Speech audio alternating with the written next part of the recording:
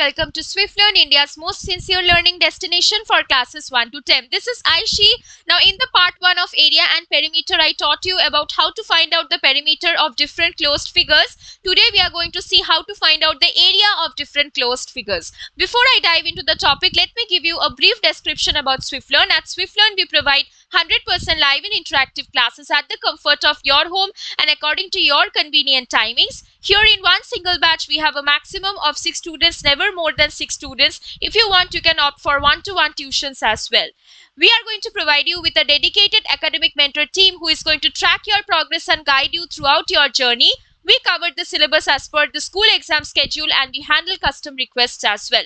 Coming to the key features of Swift Learn, at the end of every month, we are going to provide you with a detailed progress report and we are also going to share it with your parents.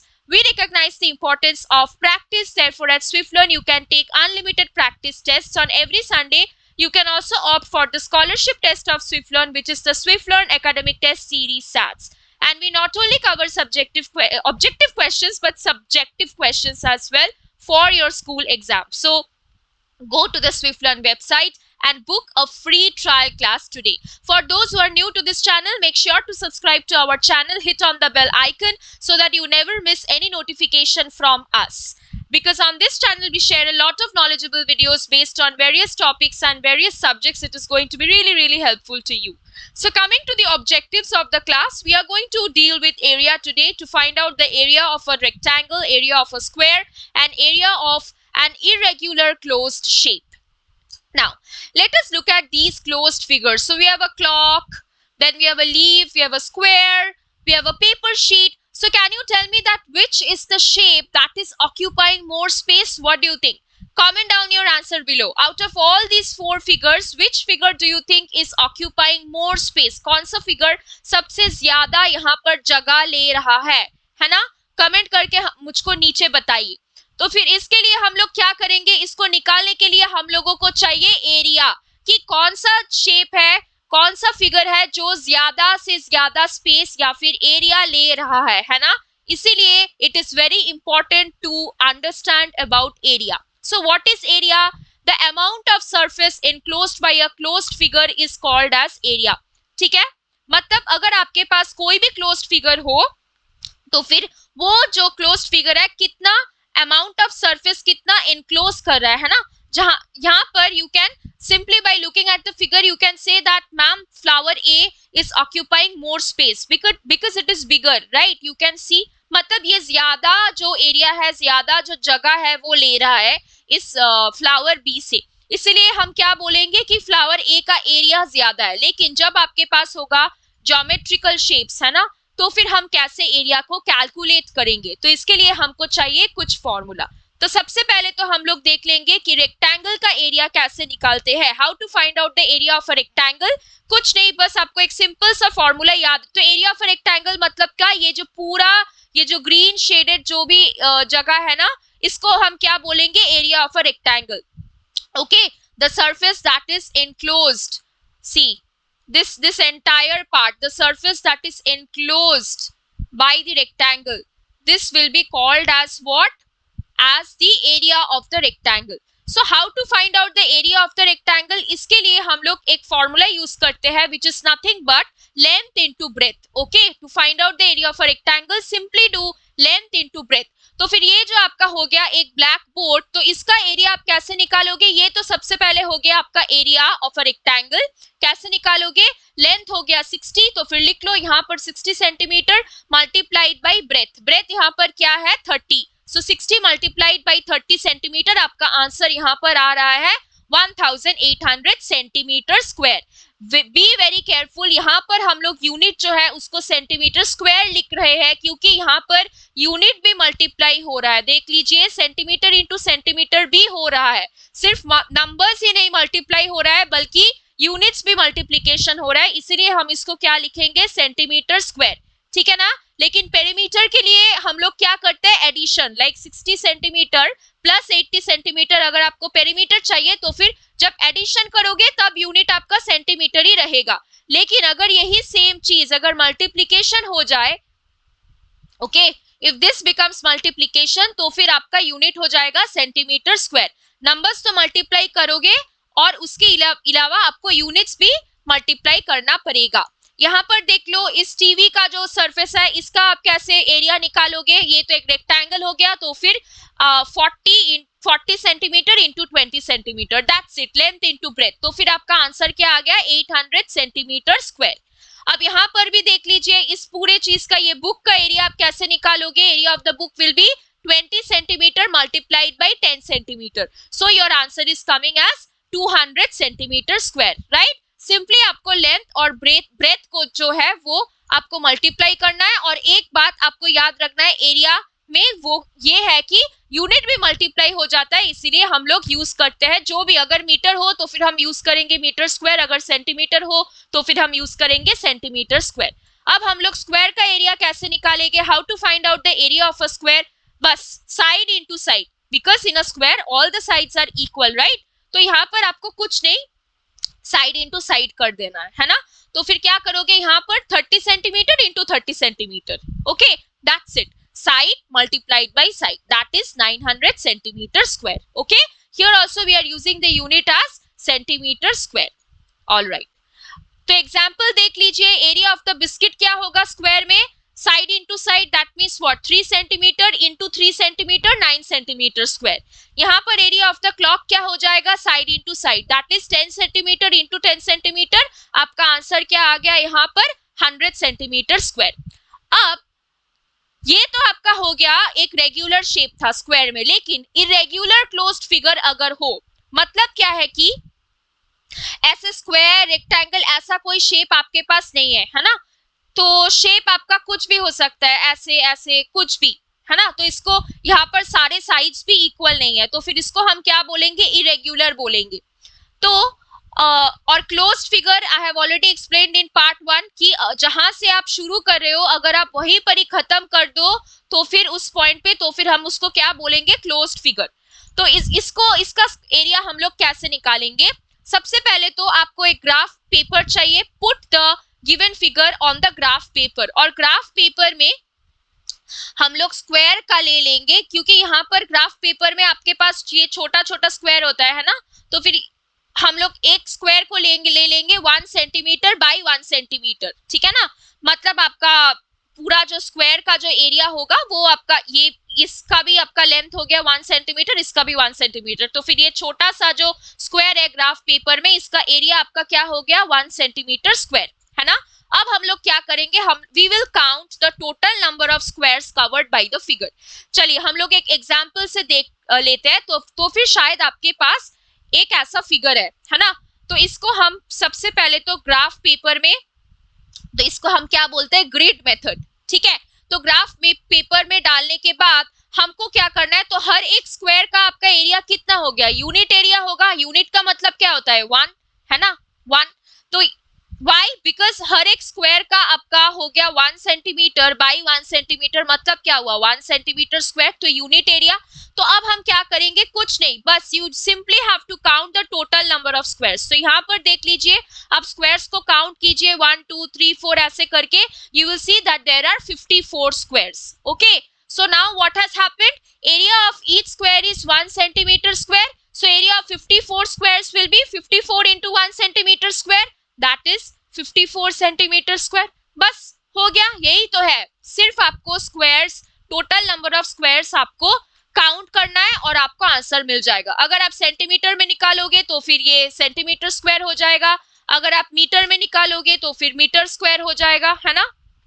अब देख लीजिए, इसको देख लीजिए, तो शायद हम लोगों के पास है ये वाला ग्रीन फिगर। तो अब यहाँ पर हर एक स्क्वायर का एरिया दिया हुआ है 1 metre square. So let's count the number of squares, right, 1 2 3 4 5 6 7 8 9 10 11 12 13 14 15 16 17 18 19 20 21 22 23 24 25 26 27 28 28 total number of squares are there, and the square, the area of each square is 1 meter square, and here we have 28 squares, so the area of 28 squares will be nothing but 28 meter square. That's it, this will be the area of the figure, that is 28 meter square. Easy. अच्छा, अब यहाँ पर इस figure को आप देख लीजिए, तो इस फिगर का क्या होगा आपका एरिया। यहाँ पर भी 1 स्क्वायर का एरिया आपका गिवन है 1 मीटर स्क्वायर। सो यहाँ पर आपको जो करना है वो है कि देख लीजिए इस फिगर में आपके पास है कुछ फुल स्क्वायर्स है, कुछ आपके पास हाफ स्क्वायर्स है ना। जैसे कि ये वाला ये जो स्क्वायर्स है ये सब आपका हो गया फुल स्क्वायर्स। देख लीजिए पूरी की पूरी एक स्क्वायर है और आपके पास हाफ स्क्वायर्स भी है। So I am denoting that with pink. For example यहाँ पर आप देख लीजिए, यहाँ पर आपके पास है कुछ हाफ स्क्वायर्स, ये फुल स्क्वायर्स नहीं है, ये देख लीजिए आप, ठीक है ना। ये आपका हो गया हाफ स्क्वायर्स। देखिए, तो फिर आपको इस केस में क्या करना पड़ेगा, you simply have to count the total number of half squares and the total number of full squares. So सबसे पहले तो फिर आप काउंट कर लीजिए। So full squares in the figure आपके पास आ गया 32।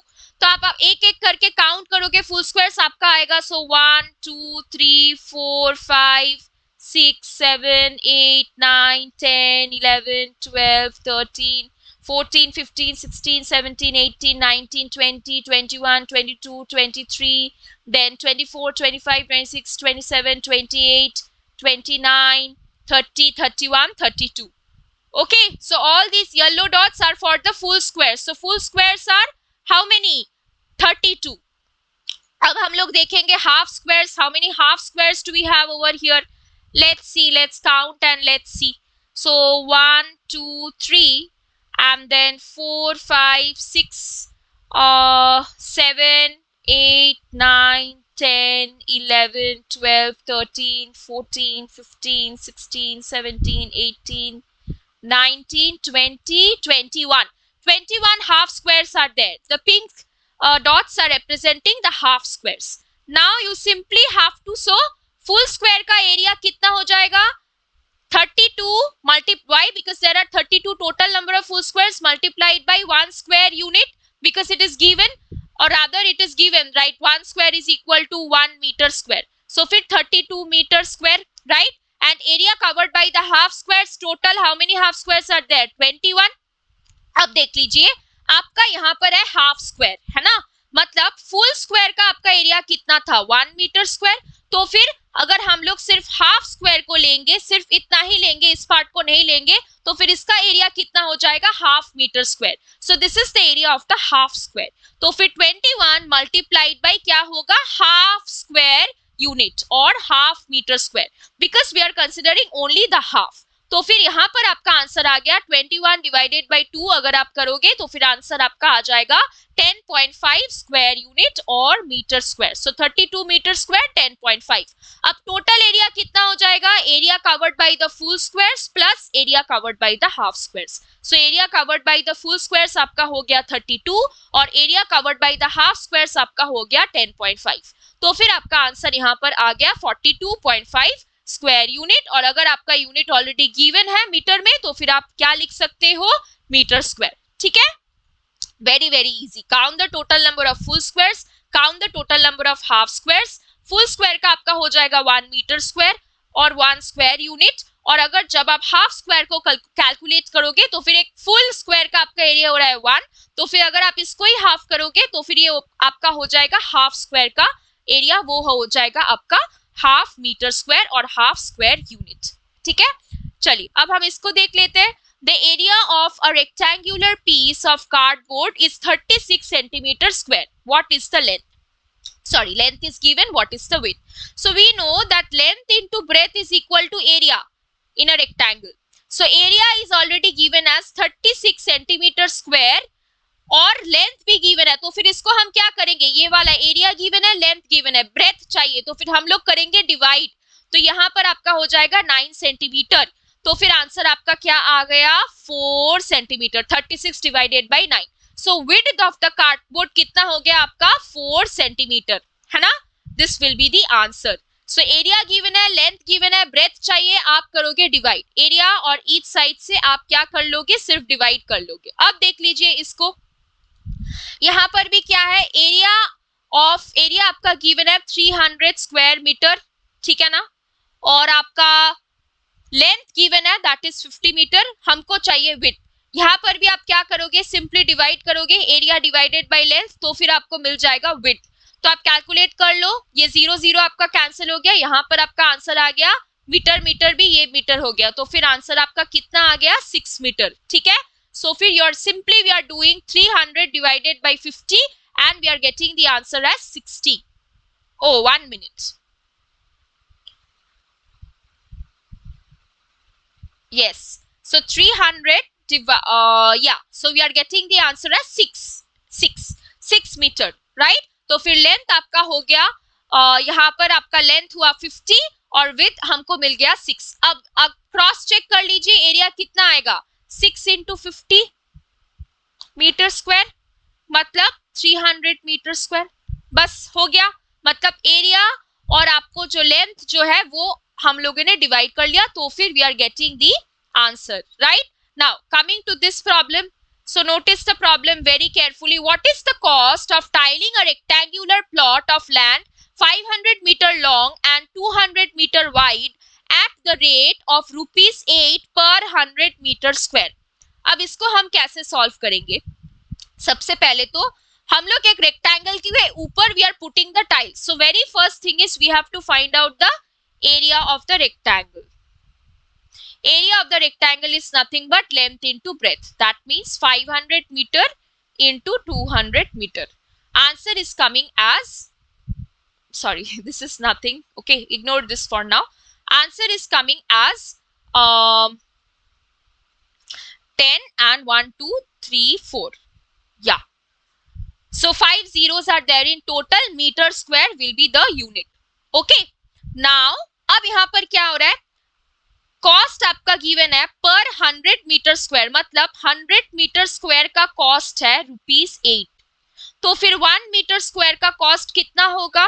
₹8 डिवाइडेड बाय 100, है ना? 100 मीटर स्क्वायर का कॉस्ट है ₹8, 1 मीटर स्क्वायर का कॉस्ट होगा ₹8 डिवाइडेड बाय 100। तो फिर हम लोगों का एरिया कितना है यहाँ पर? ये रेक्टेंगल का एरिया, इसका कॉस्ट कितना हो जाएगा? ₹8/100 इनटू ये वाला जो आपके पास नंबर है, ये आपका होगा कॉस्ट। ठीक है, अब आप 0 0 को कैंसिल कर लीजिए, तो फिर आपका आंसर क्या आ रहा है? ₹8,000, right? ₹8,000 is the cost. So this is how we can solve the word problems easily. First we found out the area of the rectangle, and already the cost of 100 meters square is given to you, and we need to find out the which is given as ₹8, so we have to find out the cost of the area of the rectangle. तो फिर आपको ये cost मिल जाएगा। अब देख लीजिए, इस question को देख लेते हैं। एक टेबल टॉप का मेजरमेंट दिया हुआ है 2 मीटर बाई 1 मीटर 50 सेंटीमीटर। ये बाई का मतलब ये होता है कि मतलब ये रेक्टेंगल है ना? 2 मीटर 1 मीटर बाई 50 सेंटीमीटर। तो सबसे पहले तो we have to convert all the units into 1 unit. So 2 metre is equal to, so what is 1 metre? 1 metre is equal to 100 centimetre, right? So 2 meter will be equal to 200 centimeter, and 1 meter 50 centimeter will be equal to 1 into 100 plus 50 centimeter, conversion of units, so 150 centimeter. First of all, what will be the area of the tabletop? Length into breadth, centimeter square. So we will get 2 into 15, that is 30. And how many zeros? 3 zeros. Centimeter square. This is the area of the tabletop. Okay. Now we want the answer in square meters, not in square centimeter but in square meters. यहाँ पर आप unit देख लीजिए, बहुत ही easy है। वो है कि अगर 100 centimeter is equal to 1 meter, we already know this, right? From this one. Therefore 1 centimeter is equal to 1 by 100 meter, right? 1 centimeter will be equal to 1 by 100 meter. यहाँ पर हम लोगों का जो है वो है centimetre square. That means 1 centimeter square will be equal to, इसको भी हम लोग कर देंगे स्क्वायर, मतलब 1 by 100 into 1 by 100। इसको हम लिख देंगे 2 बार, क्योंकि हमको चाहिए 1 centimeter square is equal to how many meter square. So you will get the answer as, इसको अगर मल्टीप्लाई करोगे आपका आंसर ऐसे आ जाएगा 1 by 10,000 मीटर स्क्वायर। ठीक है, मतलब अगर हम चाहते हैं सेंटीमीटर स्क्वायर को मीटर स्क्वायर में कन्वर्ट करने के लिए हमको करना पड़ेगा ये 10,000 से डिवाइड। तो फिर हम कर लेते हैं 10,000 से डिवाइड। अब इसको तो फिर ये सारे जीरोस आपका कैंसिल हो गया और यहां पर आपका आंसर आ जाएगा 3 metre square. Okay, so this will be the answer. So here conversion of units is very important. 100 centimeter is equal to 1 meter, 1 centimeter is equal to 1 by 100 meter. 1 centimeter square, because we got the area in terms of centimeter square, will be equal to, अगर यहाँ पर भी हम लोग लिख रहे हैं 1 centimetre square, that means what, 1 centimetre into 1 centimetre, तो यहाँ पर भी आपका क्या हो जाएगा 1/100 into 1/100 metre square, right. 1 centimetre square का मतलब क्या है 1 सेंटीमीटर इंटू 1 सेंटीमीटर, और यहाँ पर भी आपका क्या हो रहा है 1/100 मीटर इंटू 1/100 मीटर, क्योंकि स्क्वायर है तो हम 2 बार लिख रहे हैं, तो ऐसे हमको मिल रहा है ये वाला पार्ट कि 1/100 इंटू 1/100 मीटर स्क्वायर, और centimetre centimetre centimetre square, that means we have to divide this entire area by 10,000 and this is how we are getting the answer in terms of meter square. Okay, I hope that this is clear to you. All right, let's do this sum now. A room is 4 meter long and 3 meter 50 centimeter wide. How many square meters of carpet? So again they want the answer is square meter. यहाँ पर भी आपको conversion चाहिए, ठीक है। तो 4 metre का मतलब कितना हुआ 400 सेंटीमीटर, और ये 3 मीटर 50 सेंटीमीटर कितना हो जाएगा सेंटीमीटर में 350 सेंटीमीटर। आंसर कितना आ जाएगा, ये हो गया आपका 3 जीरोस और 35 इंटू 4 करो 20 14 140 okay centimetre square. This is the area of the room. All right, अब what do we know, 1 centimeter is equal to 1/100 meter. 1 centimeter into 1 centimeter will be equal to 1/100 meter into 1/100 meter. Therefore 1 centimeter square will be equal to 1/10,000 meter square, right? तो फिर अब हमारे पास ये जो area है 1 2 3 4 centimetre square में है, इसको हम करना चाहते हैं मीटर, क्योंकि हमको दिया हुआ है स्क्वायर मीटर में आंसर चाहिए, तो हम इसको कर देंगे डिवाइड इससे। तो फिर ये सारे 4 zeros are getting cancelled and we are getting our answer as 14 meter square. 14 meter square. Okay, so this is same as the previous one. All right, next problem. Let's see. Floor का area कितना होगा, already floor is given us. Okay, so suppose you already have a floor like this and a square carpet of size 3 meter is laid on the floor. Find the area of the floor that is not carpeted. मतलब suppose आपके पास यहाँ पर एक square carpet है, इसका भी area दिया हुआ है, तो फिर आपका रिमेनिंग एरिया कितना हो जाएगा, area of the rectangle minus area of the carpet. हमको चाहिए ये वाला आंसर, तो फिर आपको क्या मिल जाएगा, इसका आंसर मिल जाएगा। तो सबसे पहले तो एरिया ऑफ द फ्लोर निकालेंगे, क्या होगा 5 मीटर इंटू 4 मीटर यानी कि 20 मीटर स्क्वायर। अब हम निकालेंगे एरिया ऑफ कारपेट, इस कारपेट का एरिया चाहिए, एरिया ऑफ कारपेट कितना हो जाएगा, so side into side, right, square, square में है ये वाला square carpet, 3 metre into 3 metre, side into side, आपका आंसर हो गया 9 मीटर स्क्वायर, ठीक है। तो फिर आपका area of the floor that is not carpeted, so ये वाला एरिया कितना होगा, area of the floor minus area of the carpet, so area of the floor is 20 minus area of the carpet is 9 metre square, so we are getting the answer as 11 metre square. Got it, very very easy. आप सिर्फ एक diagram draw कर लो और थोड़ा सा visualise कर लोगे तो फिर आपका सॉल्व करना बहुत ही इजी हो जाएगा, ठीक है। Okay, let's move on to our next problem.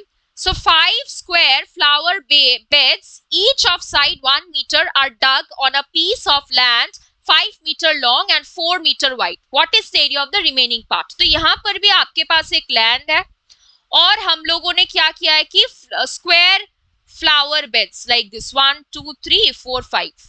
Okay, here you have the flower beds. तो आपको चाहिए रिमेनिंग पार्ट का एरिया, मतलब हमको चाहिए ये वाला एरिया, तो क्या करोगे, आप टोटल एरिया से माइनस कर लोगे कि ये स्क्वायर फ्लावर बेड्स का कितना आपका एरिया होगा, उससे आप माइनस करोगे, आपके पास आंसर आ जाएगा। तो सबसे पहले तो एरिया ऑफ लैंड निकाल लो। एरिया ऑफ लैंड तो रेक्टेंगल है, तो फिर 5 metre into 4 metre that is 20 metre square will be the area of the land. अब यहाँ पर है 5 square flower beds each of, so area of each flower bed, हर एक फ्लावर बेड स्क्वायर शेप में है, उसका एरिया कितना हो जाएगा, साइड इंटू साइड, मतलब 1 metre into 1 metre that is 1 metre square. Therefore area of 5 flower beds कितना होगा, 5 फ्लावर बेड्स आपका हो जाएगा 5 into 1 metre square, so 5 metre square. तो इसका एरिया आपको मिल गया 5 मीटर स्क्वायर, टोटल का आपका एरिया मिल गया 20 मीटर स्क्वायर, तो रिमेनिंग पार्ट का एरिया कितना होगा, 20 metre square minus 5 meter square, that is 15 meter square. That's it, right? Very, very easy. Okay. Simply draw the diagram and try to visualize your problem and you will be able to solve it. Okay, next question. How many tiles whose length and breadth are 12 centimeter and 5 centimeter respectively will be needed to fit in a rectangular region whose length and breadth are 100 centimeter and 144 centimeter respectively? तो सबसे पहले तो हम लोग area of reason निकाल लेंगे, area of reason, ठीक है।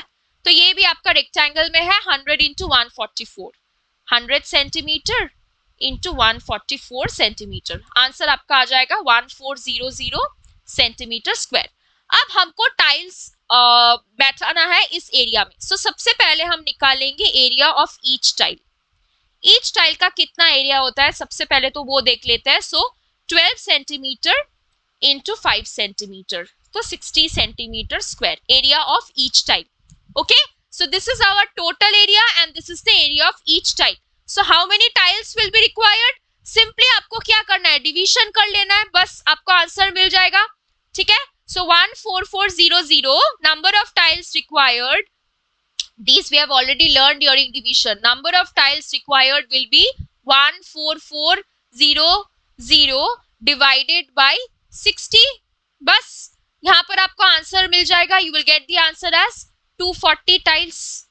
Okay, this will be your answer. Try to solve it. ये 0 0 सबसे पहले तो कैंसिल हो गया, उसके बाद आपका आ जाएगा यहाँ पर 6 2 12 देन 4 और 0, तो फिर आंसर आपका कितना आ गया यहाँ पर 240 टाइल्स।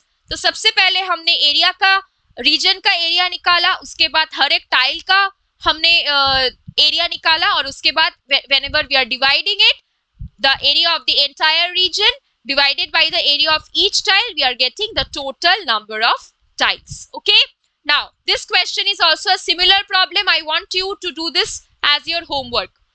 Homework आप कॉपी में सॉल्व कीजिए, because this is exactly similar to the previous one, and comment down your answer in the chat box. Okay, let me know whether you are being able to do it or not. यहाँ पर भी आपका rectangular region है, सबसे पहले तो आप area of the rectangular region निकाल लीजिए, उसके बाद आप क्या करोगे, area of one tile that is 12 into 5 centimeter square निकाल लीजिए, उसके बाद number of tiles required कितना हो जाएगा, area of the region divided by area of each tile, and you will get the number of tiles required. Okay, तो यहाँ पर आपका होगा कुछ इंपॉर्टेंट फॉर्मूला। सबसे पहले तो area of the square means what, side into side, area of the rectangle length into breadth, perimeter of the square 4 into side, these two I have already covered in the previous video, and perimeter of rectangle is twice of length plus breadth. So these are the important formula that you need to remember in order to solve the problem. So today we learned some introduction to area, area of a rectangle, area of a square, area of a irregular closed shape, and then we also solved questions. Thank you so much for watching this video. If you liked today's session, make sure to hit on the like button and also share this video with your friends and family so that we all can come together and learn together. See you next time with another new topic. Bye bye. Take care.